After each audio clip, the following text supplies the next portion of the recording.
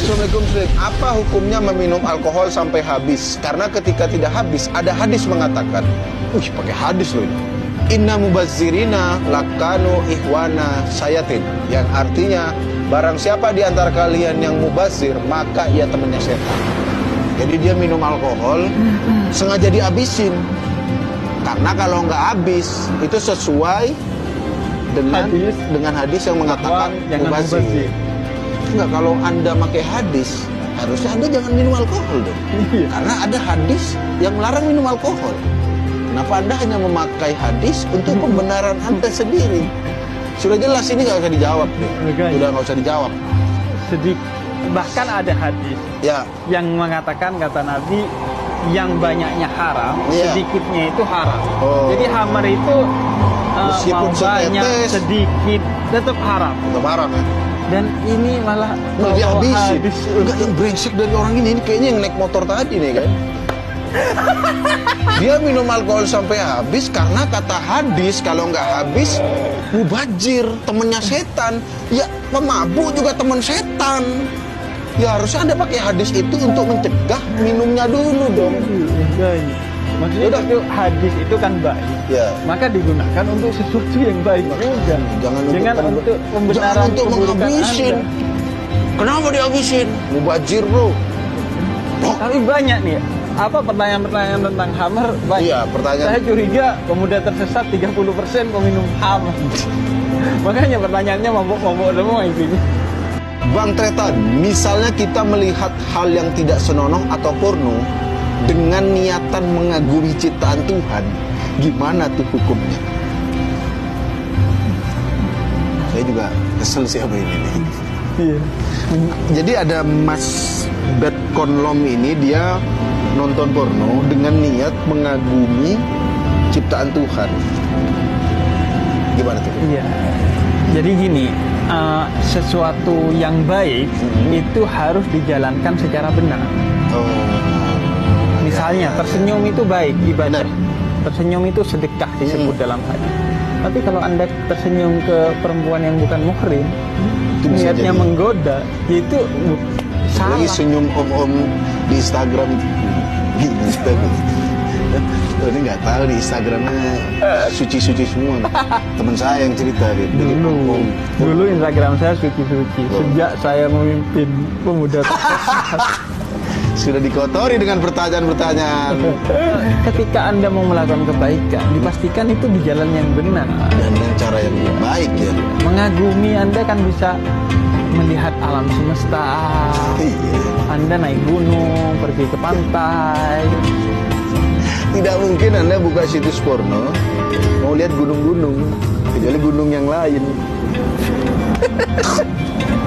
Iya, saya tuh follow akun-akun yang biasanya menampilkan ini tuh di Swiss pemandangan, kemudian di Bali. Iya. Mungkin bagi dia porno adalah pemandangan mungkin. Karena sekali lagi mungkin niat Anda baik, tapi kalau caranya salah ya tetap salah. Jika kita beribadah mengharapkan pahala dan masuk surga, apakah itu tidak mengganggu keikhlasan? Kan mungkin ya kebanyakan ya, atau ya dari kita ini kan kalau beribadah kan pengen masuk surga, takut neraka. Itu gimana? Itu tetap ikhlas apa enggak itu? Dihitungnya ikhlas apa enggak itu? Iya, dihitungnya tetap ikhlas. Karena yang memerintahkan kita agar beribadah untuk mendapatkan surga dan menjauhi neraka itu kan Allah di dalam Al-Quran. Banyak sekali ayat yang itu adalah janji Allah. Sehingga karena itu janji memang dari Allah, itu tidak mengurangi keikhlasan. Tapi memang idealnya kita itu beribadah bukan hanya sekedar karena takut surga atau bukan hanya takut neraka atau ingin surga, tapi sebagai bentuk syukur kita kepada Allah. Makanya Nabi itu dalam salah satu hadis ketika sholat malam, Sayyidah Aisyah bilang, Nabi, kamu kan dijamin masuk surga, ngapain kok masih ibadah banyak banget pada ibadah sunnah malam hari? Kata Nabi, karena aku ingin menjadi abdan syakur, hamba yang bersyukur. Sebagai bentuk syukur ya? Iya, sebagai bentuk syukur atas nikmat yang sudah Allah berikan kepada kita. Tapi karena takut neraka, ingin surga, yaitu memang juga janji dari Allah, sehingga gak mengurangi keikhlasan. Cuman kalau Anda memang ingin lebih keren, ya Anda bentuk syukur. Karena dengan bentuk syukur Anda akan ketemu dengan nabi. Karena surga kan macam-macam. Ya, ada levelnya. Levelnya. Kalau Dustin kan bilang neraka premium, Platinum. neraka platinum. Makanya Anda sebenarnya kalau cerdas, doanya adalah kumpulkan saya bersama Nabi Muhammad kelak di akhirat. Nah, itu sudah pasti di surga. Udah pasti Dan di surga. juga bersama Nabi Muhammad. Langsung Kalau Anda lengkap. minta surga belum tentu sama Nabi Muhammad. Bisa aja bertemu ormas di sana. Ya, bisa aja. Kan bisa, siapa tahu ormas masuk surga ya kan. Nah, tapi kalau ibadah pengen masuk UI, pengen masuk UGM, ada dong orang ibadah puasa Senin Kamis. Kamu ingin menjalankan sunnah, pengen masuk surga? Tidak. Oh, ikhlas enggak. Saya ibadah ingin masuk UI. Gimana tuh? Hukumnya ibadah tapi pengen kepentingan duniawi. Iya. Nah, itu bukan sholat malam apa. Sebenarnya kalau untuk kepentingan duniawi yang sifatnya positif itu diatur namanya nazar. Oh, Jadi itu hanya nazar ya? Iya, akan memberikan sesuatu atau akan melakukan ibadah sesuatu kalau saya diterima di UI. Tapi ingat, untuk hal-hal yang positif. Jangan saya kalau diterima sama cewek saya untuk pacaran dan Nazar. mantap-mantap, Anda nazar. Itu nggak boleh ya? Nah, itu nggak boleh. Kalau nazar untuk negatif ya? Tapi memang harus tetap ibadah itu puncaknya adalah untuk Allah. Untuk Allah. Bukan untuk hal-hal yang selain Allah. Bukan untuk rektor perguruan tinggi negeri. Norak ya. Boleh nggak jual ginjal buat naik haji? Maksudnya kan mungkin ada orang yang ingin banget naik haji, tapi dia nggak punya duit. Boleh nggak kalau dia jual ginjal? Mungkin saya bisa bantu jawab sedikit ya. Ya, gimana? Boleh aja kalau menurut saya boleh. Cuma Anda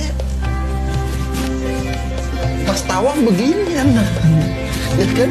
Apalagi kan di sana panas. Panas. Butuh cairan aja. Iya. Kalau ginjal Anda dijual, Iya. Atau disewain aja dulu, disewain. Dipasang di sana. Ya, maksudnya, tapi boleh secara hukum deh. Boleh nggak sih orang tuh memaksakan segitunya sampai naik jadi haji? gini, Jual ginjal. orang kalau jual ginjal untuk naik haji, Ya. maka dia akan mendapatkan 2 kegagalan. Yang pertama, gagal ginjal. Ini baru lucu. Lucu ya.